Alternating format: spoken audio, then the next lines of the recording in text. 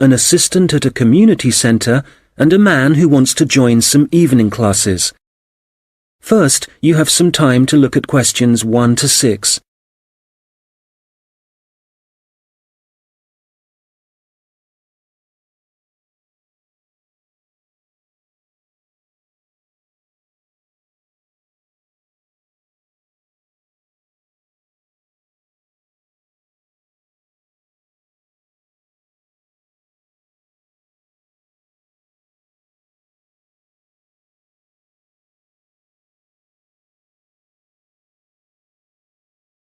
Hello, Eastwood Community Centre. Oh, hello.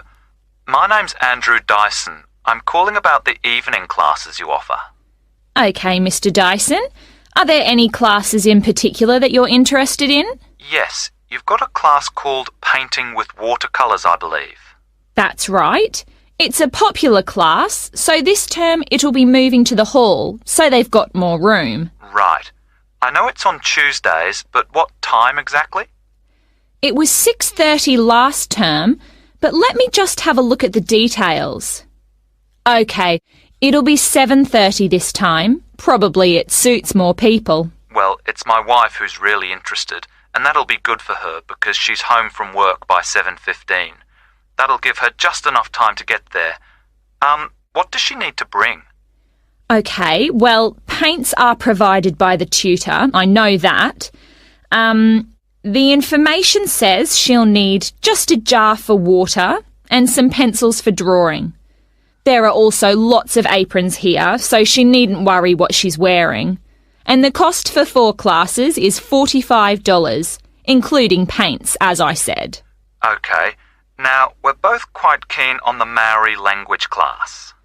There are spaces on the next course, so you could join that. Oh, good. Which room will that be in? When you come in through the entrance of the community centre building, you'll need to go straight up the stairs in front of you, all the way to the top, and it's the small room you'll find there. I see. All right, and let me just check when it's starting. I heard from someone that the July course has been delayed until August. I'm afraid so, and we're halfway through the June course at the moment, so there's not much point you taking that. I guess we'll have to wait then. Well, when you do come, the tutor recommends bringing a small recorder with you, just so you can listen again later. And the cost for 5 classes is currently $40. OK, useful information to know. There's one more class I'm interested in. That's the digital photography class. Oh, I've taken that class myself. The tutor's very good. That'll be in room 9, and it's starting in 2 weeks' time, in the evening, every Wednesday at 6 o'clock. Obviously I need to bring the camera with me. I suppose it'd be useful to have the instructions that go with the camera too? I'd say so. Some people bring along a lot of accessories like extra lenses, but there's really no need for this class. It's mainly focusing on composition, really, and getting the most out of the basic camera. That's exactly what I need. And how much does it cost? Let's see. For 4 classes, it's $35. But if you take 8, it works out as $55. So you're making a bit of a saving. $15, that is. I see. Before you hear the rest of the conversation, you will have some time to look at the questions 7 to 10.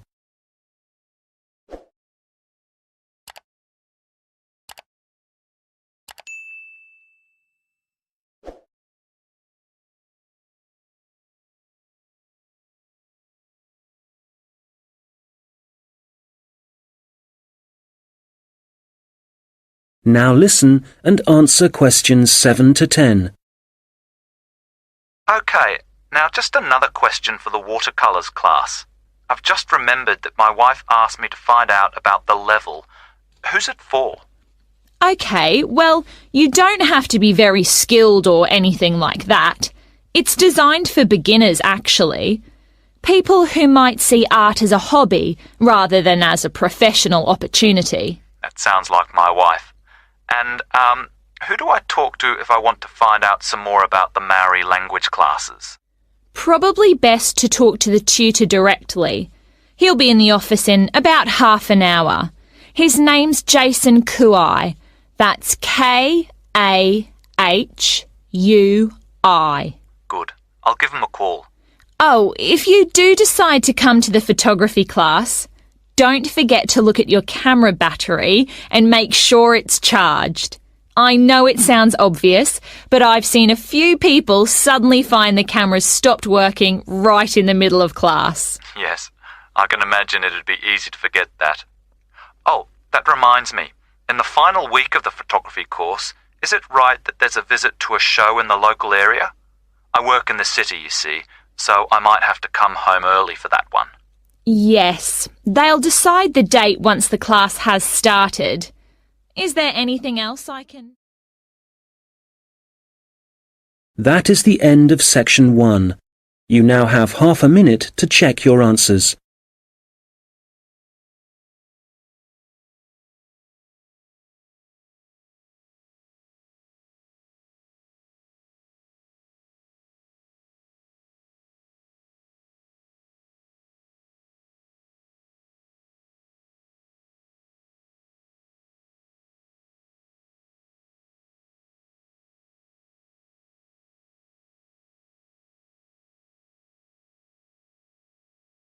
Now turn to section 2. You will hear a project manager talking to voluntary workers about the tasks that need to be done. First, you have some time to look at questions 11 to 14.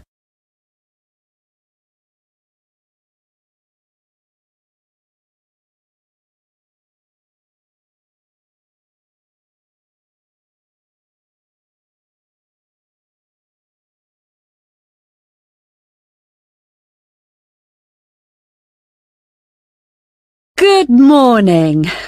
It's great to see so many people here. Thank you all very much for coming. Well, as you know, the community gardens at Hadley Park are really not looking as good as they should. Quite bad, really. And although the local council has a budget to deal with some of the problems, we do need volunteers for other tasks.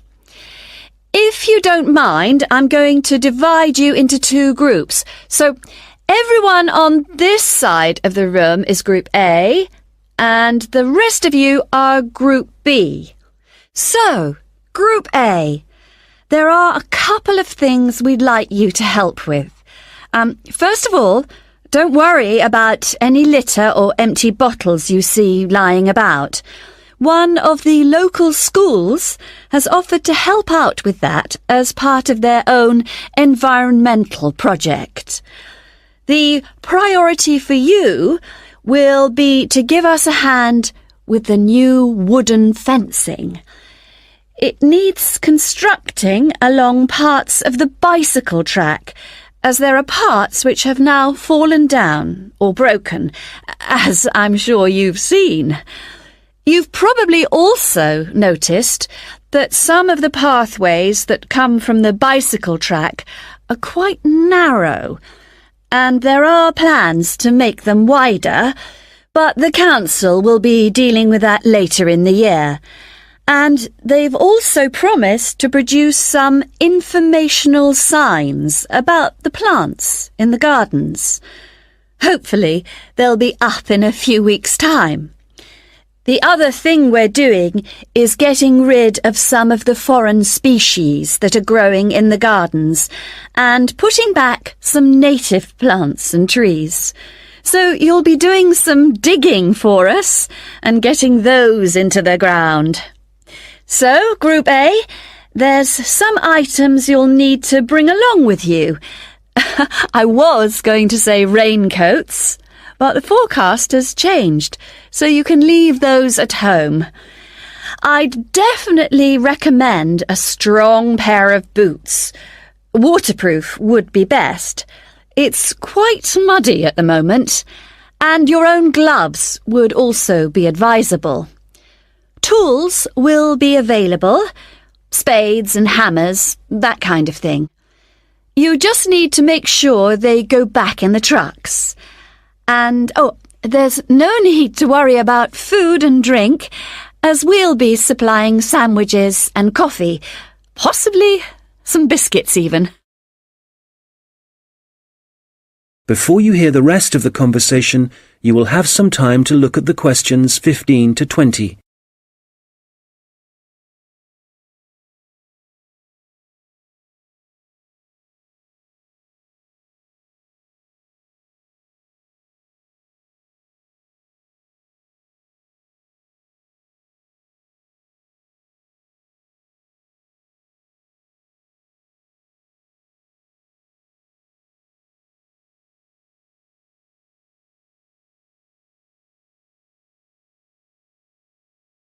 Now listen and answer questions 15 to 20.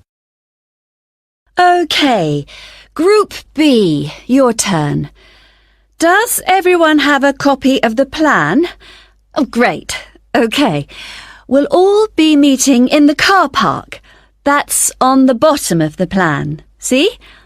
Now, if you've been assigned to the vegetable beds, to get there, you go out of the car park and go up the footpath until you reach the circle of trees. There they are, in the middle of the plan. And you see that the footpath goes all the way around them.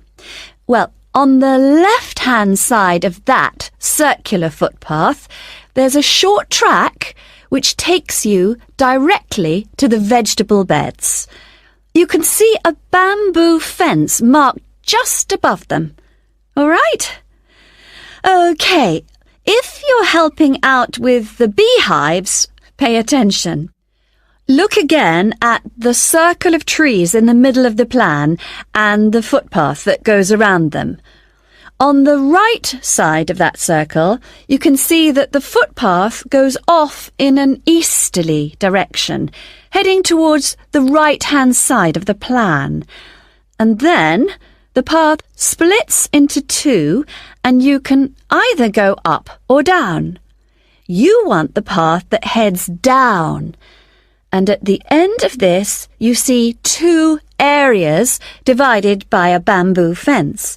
And as we're looking at the plan, the beehives are on the right of the fence.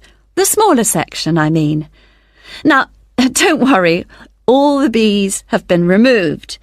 You just need to transport the hives back to the car park.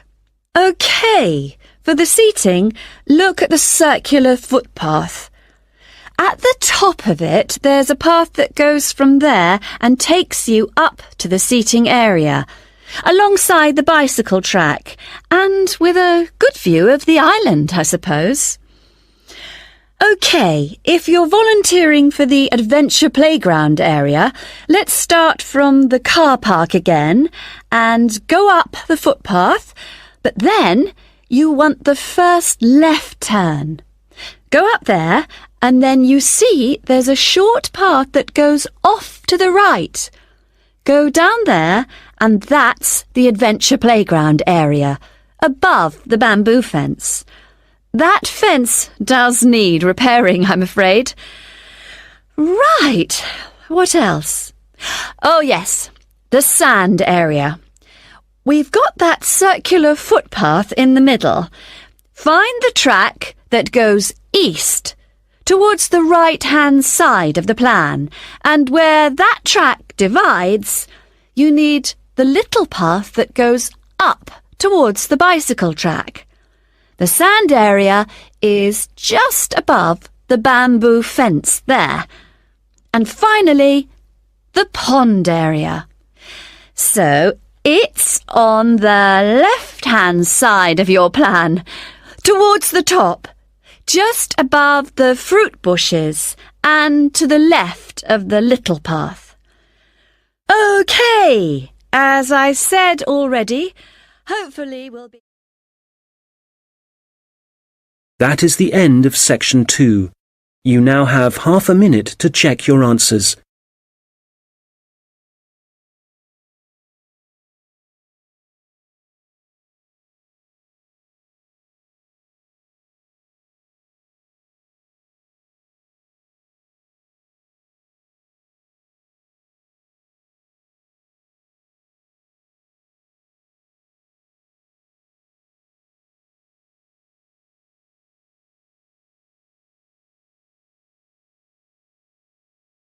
Now turn to section 3.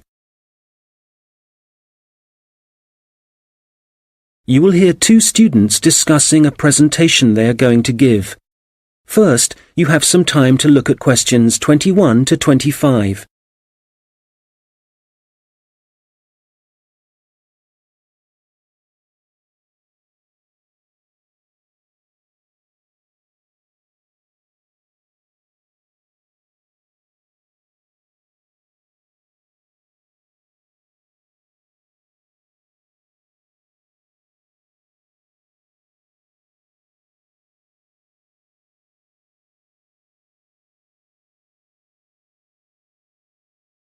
Hi, Robert. Hi. Sorry I'm late. I was just printing off some pages about food waste in Britain. Do you want to include Britain in the presentation? I thought we were concentrating on the USA. Well, it is a global problem, so I thought we ought to provide some statistics that show that. Fair enough. What did you find out? Well, I was looking at a British study from 2013. It basically concluded that 12 billion pounds worth of food and drink was thrown away each year, all of it ending up in landfill sites. Over 8 million tons. And that wasn't including packaging. An incredible amount. Yes, and they were only looking at what households threw away, so there's no information about restaurants and the catering industry. But one thing the study did investigate was the amount of milk and soft drinks that were wasted, and I think it was probably quite unique in that respect.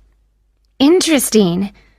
You know, in the other European reports I've read, there's one thing they have in common when they talk about carbon dioxide emissions. I know what you are going to say. They never refer to the fuel that farms and factories require to produce the food, and the carbon dioxide that releases? Exactly.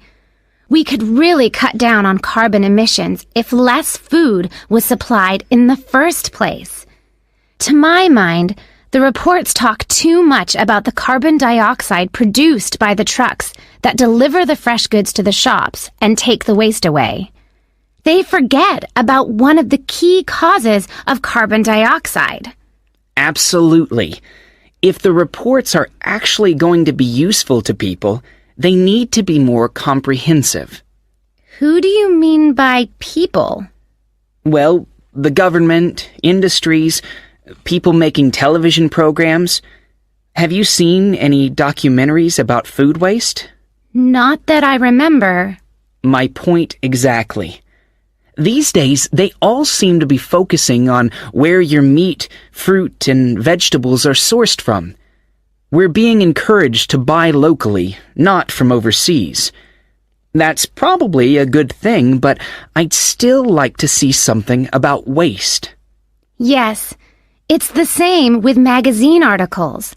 It's all about fat and sugar content, and the kind of additives and coloring in food, but nothing about how it reaches your table and what happens after it ends up in the bin. Well, we've only got 15 minutes for this presentation, so I think we'll have to limit what we say about the consequences of food waste. What do we want to concentrate on?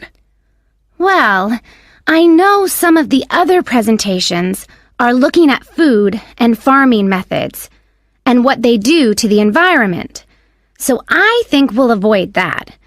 And the fact that in some countries, people can't afford the food grown on their own farms. That was covered last term. Okay, we don't want to repeat stuff. What concerns me above all else is that in a recession, governments should be encouraging business to find ways to cut costs. Apparently, supermarkets in the USA lose about 11% of their fruit to waste. That's throwing money away. All right, we'll focus on that problem. It should get the others' attention anyway. Now, how do you want to begin the presentation? Let's not start with statistics, though, because that's what everybody does. I agree.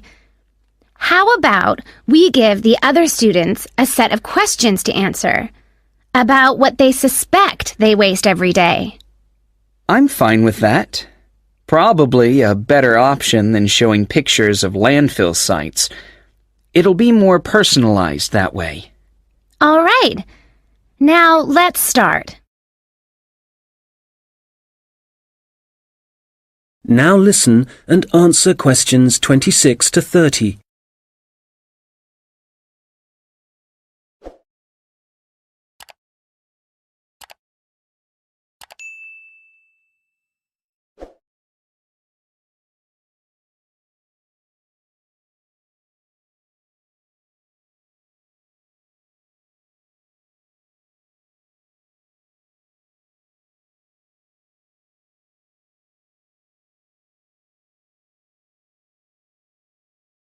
Okay, shall we now have a look at the projects that different researchers and organizations are working on?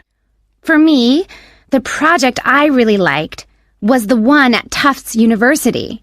You know, where they've invented tiny edible patches to stick on fresh foods that show you what level of bacteria is present, and so whether you can still eat it. It's a great idea, as it tells you if you need to hurry up and eat the food before it goes off. The other good thing about the patches is that apparently they'll be cheap to manufacture. Good. Then the other thing I thought was great was the Massachusetts Institute of Technology project. I hadn't seen that. Well, they've developed these sensors that can detect tiny amounts of ethylene. Ethylene is the natural plant hormone in fruit that makes them turn ripe, apparently. The researchers think that they can attach the sensors to cardboard boxes, and then supermarkets can scan the sensors with a portable device to see how ripe the fruit inside is. That's got to be a quicker way to check for ripeness than taking each box off the shelf and opening it. Definitely. And I thought that Lean Path was worth mentioning too.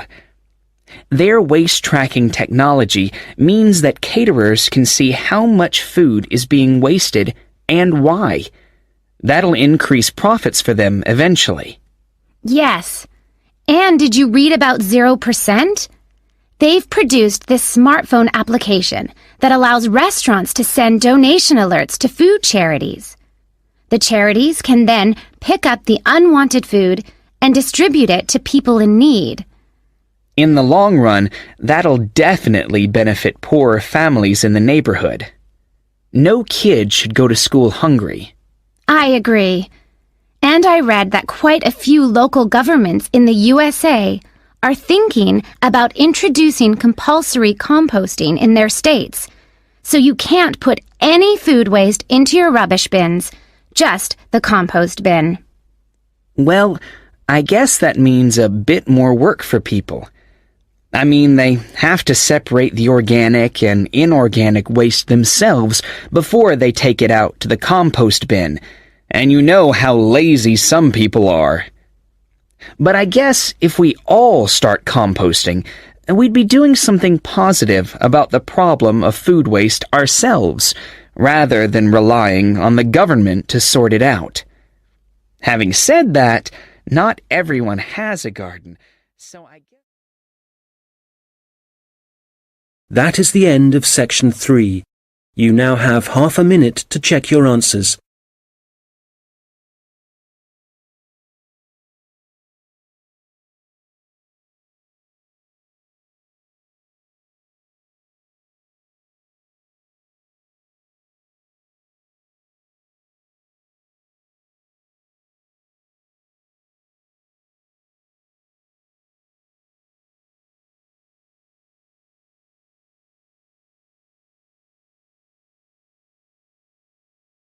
Now turn to section 4.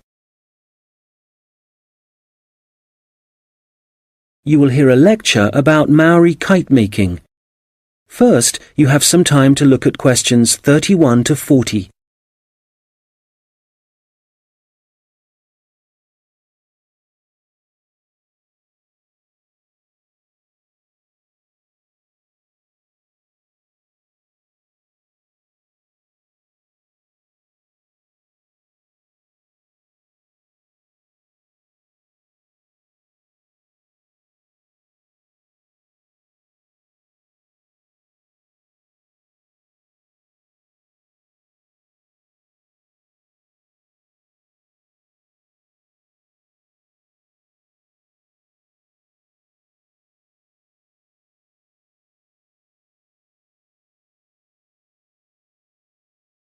Now listen carefully and answer questions 31 to 40.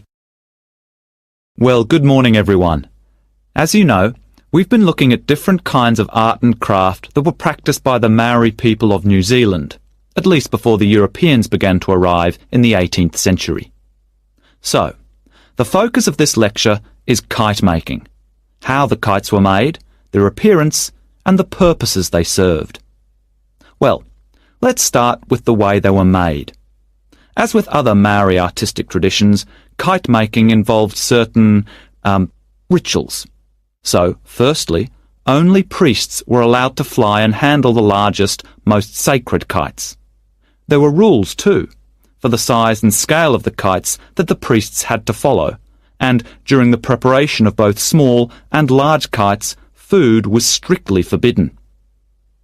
In terms of appearance, kites were frequently designed in the image of a native bird, or a Maori god, and sometimes, perhaps less often, a well-known hero. You can imagine that when Maori first arrived in the new country, in New Zealand, it may have taken some time to find suitable materials for their kites. But, through trial and error no doubt, they found plants and trees that provided bark and even roots that they could use to make the frames and wings of their kites. And after the frame had been constructed, the kite then had to be decorated. For this, the priests used long grasses, and these, when the kite was in the air, would stream along behind it. They also used a variety of feathers to add colour to their creations. Well, all this meant it was easy to see a kite in the sky, but you could also hear Maori kites. They could be quite noisy indeed, and this was because some priests liked to hang a long row of shells from the kite. You can imagine how they'd rattle and clatter in the wind, how they might completely capture your attention. As I said before, the most common image was probably a bird, and that's the same for other kite-making cultures. But the kites were designed in particular shapes. So, there were kites that were triangular, rectangular, and also shaped like a diamond. And some of them were so large it would actually require several men to operate them. Some of the kites were also covered in patterns, and to make these patterns, the Maori used different pigments of red and black, and these were either made from a charcoal base or from red-brown clay which had been combined with oil obtained from a local species of shark. Now, before I forget, if you have a chance, do visit the Auckland Museum, because they have the last surviving Birdman kite on display. This is the kind of kite that has a wooden mask at the top of the frame. It's a mask of a human head, and you can clearly see it has a tattoo and also a set of teeth. Quite impressive, and a good example of Maori craftsmanship and symbolism. Right, turning to the purpose and function of the kites. They certainly had multiple uses. Primarily, the flying of kites was a way of communicating with the gods, and when the kites rose into the air, the Maori used them to deliver messages, perhaps requesting a good harvest, good fortune in war, a successful hunting expedition. So these kites were incredibly valuable to a community, treasured objects that one generation would pass to the next. People would also fly kites for other reasons. For example, to attract the attention of a neighbouring village. This was done when a meeting was required between Maori elders, a convenient method indeed. And finally, when it comes to war, there are traditional stories that describe how when a Maori warrior found himself surrounded by his enemies, a kite could actually provide the possibility of escape. The kites were powerful enough to take a man up into the air, and for this reason, they could also be used to lower him into enemy fortifications so that an attack could begin from the inside. Well, I'm happy to say there seems to be a revival and growing interest in kite making, and That is the end of section 4. You now have half a minute to check your answers.